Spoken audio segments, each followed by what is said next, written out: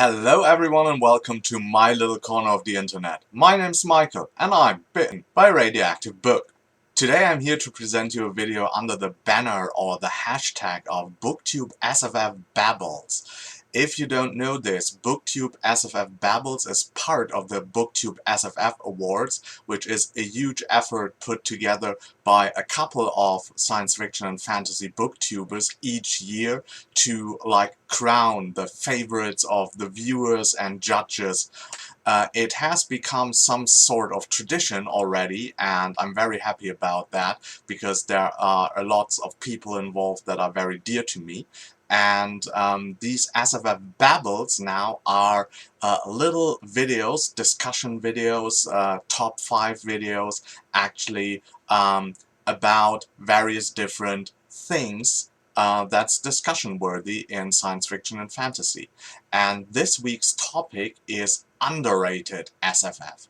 And of course, yeah, I'm the go-to guy for underrated SFF. I think you know that, and maybe that's actually something why you seek my channel out, because I always have very under the radar books. I try to get really the feel for the depth of the field of science fiction and fantasy, and not only to what's popular, what's on the lists, but really to find the books that might be interesting, maybe sometimes only for a couple of people, but if you are part of that smaller group, then you're quite happy that you found them. And so, without further ado, I'm going to introduce 5 books that I found highly entertaining. We're going to start out with Faith by John Love, which is a science fiction space opera, and it is very thought-provoking. I'm going to read you the first 2 paragraphs of the review I wrote back in the day after I've read the book. And I was pretty surprised by what I wrote there, and so let's see. Who are you, and who are we? Is there really a concept of we, or are we all only a finite number of eyes, existing in our own universe? Maybe we orbit each other in a while, living the illusion of becoming part of something more. And sometimes we dance. We dance with someone else in a way that almost convinces us of this illusion. I do something, and there is a reaction to my doing. It's immediate, it seems meaningful, and it almost leads to immersion. To merge with that other object, that other body. Is it sexual? Is it sensual? Or is it more, or less, or both? Or none? And something different altogether. So, if those questions and those ideas are of interest to you, then Faith by John Love is a book worth checking out. The idea is that there are 2 spaceships. The humans are becoming the leaders of the Commonwealth, and they, shape up to be the dominant power in at least the Milky Way, or our part of the galaxy. Until a mysterious ship, the Faith, turns up and attacks the humans, and they seem to be defenseless. So the humans send a ship, an outsider class, and the outsider class are special, very powerful ships, and they are so powerful because they are manned by a crew of psychopath, sociopath, people that don't fit into society but are just too valuable to be just killed or imprisoned forever. And all of them working together would not work out, so everyone kind of works on his own. And the beginning is rather slow, introduces the characters, the situation, and the whole second part, really 50% of the book, is just a giant space battle between these 2 ships. The book has been compared to Moby Dick or Duel, and there is a lot of it in it, because the 2 ships, all the characters are actually metaphors for the questions I've asked in the first 2 paragraphs of my review. So if you're interested in that, that is a really thought-provoking 5-star book. if you approach it just from an action point of view, I think there's still like a good 3-star action book, at least in the second half of the book. But you might get bored with the slow start of the book. But it really is a book that, yeah, shines when you start thinking about it and what the characters means, what their interaction means, and what the dance of the two ships really means. So, but what happens if you look for none of this? If you just want to have a good time, lots of fun, if you have the Monty Python equivalent of science fiction or steampunk, there's Space Captain Smith to the rescue.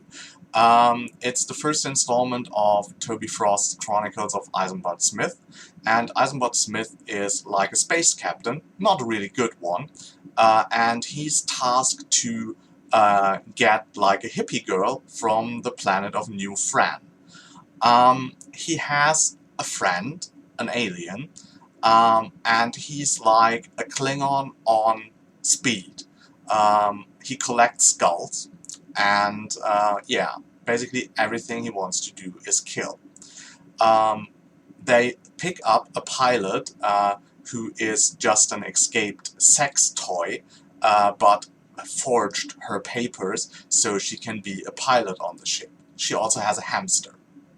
I'm not making this up. This is the book, really. It all happens in this book.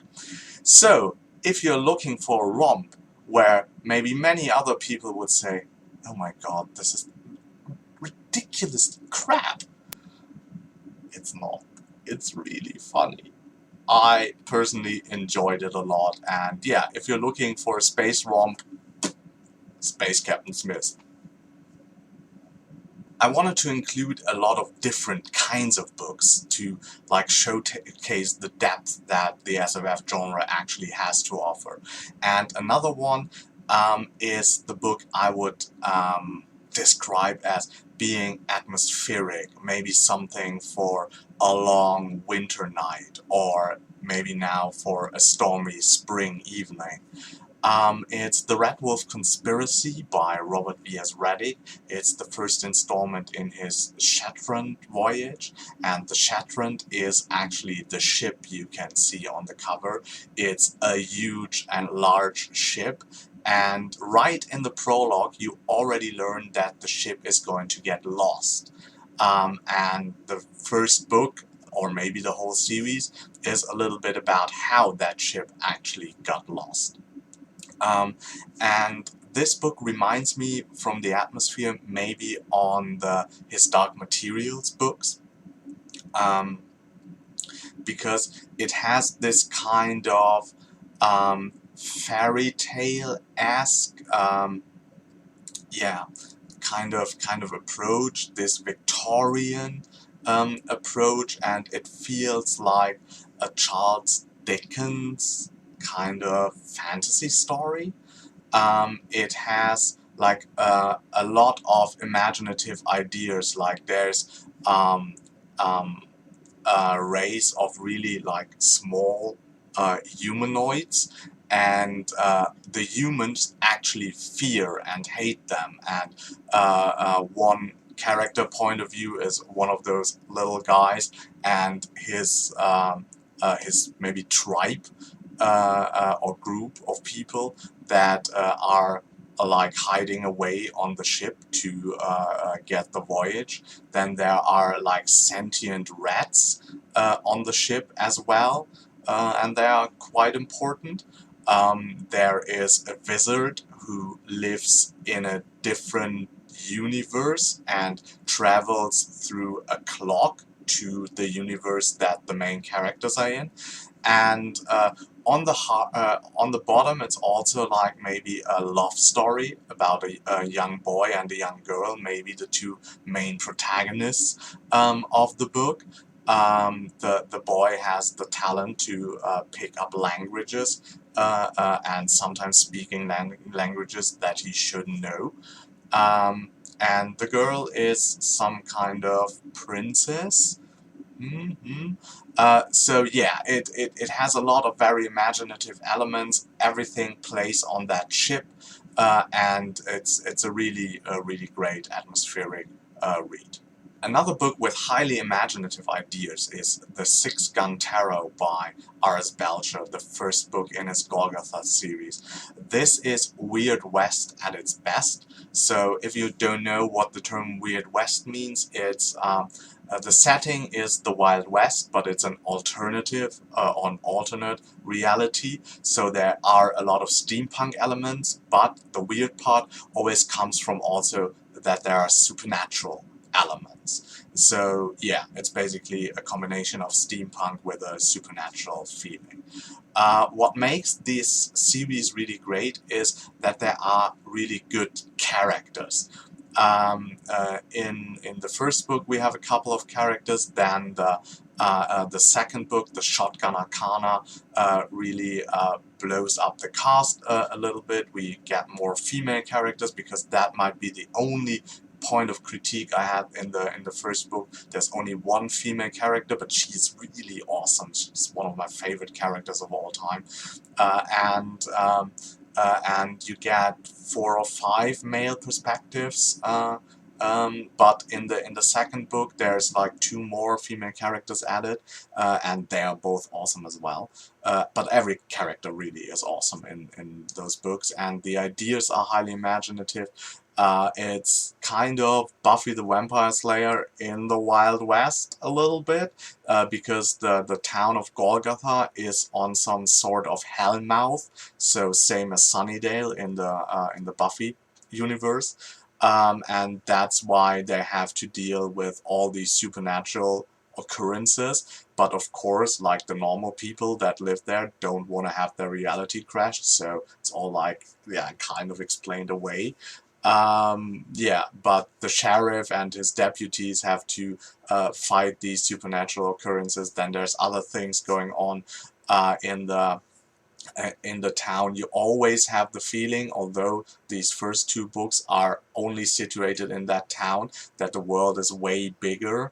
And it's not only that focused on the town. That's something I really enjoyed, and I'm really looking forward because the third book actually comes out this year. I think June, July, something. I already have it pre-ordered, and I can't wait for it to get here. Both books were 5-star books for me, so yeah, highly recommended Weird West series. And last but not least, we have an epic, complex fantasy series. It's The Echoes of Empire, that's the name of the series, and the first book is The Garden of Stones by Mark T. Barnes. And this is a series I really like because it has like a lot of characters acting, there's a lot of political maneuvering, but there's also action, there's like ancient magic, there's like very imaginative ideas, and the conflict is presented from all of the sides. You have a distinct feeling of who's the good guys and who's the bad guys, but while reading it, the motivations of the possible villains are explained really well, and you can get behind why they act, and that is always something I really like. If there's no evil for being evil's sake. They all have like reliable motivations, and that is a really strong point of the book. And I really enjoyed it. I have the second and third book on my TBR for this year, my tentative TBR for this year. And yeah, I think it's a series with all the big, huge fantasy series or the plethora of epic fantasy that comes out that flew really under the radar. And what drew me in was the beautiful cover. I had the cover like as my desktop background for quite a while. And yeah, that drew me in, and I really yeah, was glad that it did, because the book was awesome and a 5-star read. So here you go, 5 underrated books. Hopefully you didn't know about them, or at least about some of them. If you're following my channel, there's a good chance that you heard about all of them before, because I did reviews of these books, and I think I did something like that before where I recommended some of them already. But if you haven't seen that, that hopefully gives you some ideas to enlarge your TBR and yeah, get to something that's a little bit left and right to the mainstream lines. So, as always, if you enjoyed this video, please hit the like button. If you want to see more of me, subscribe to my channel. And until next time, I hope you get bitten by a really good book too, and maybe an underrated one. Bye.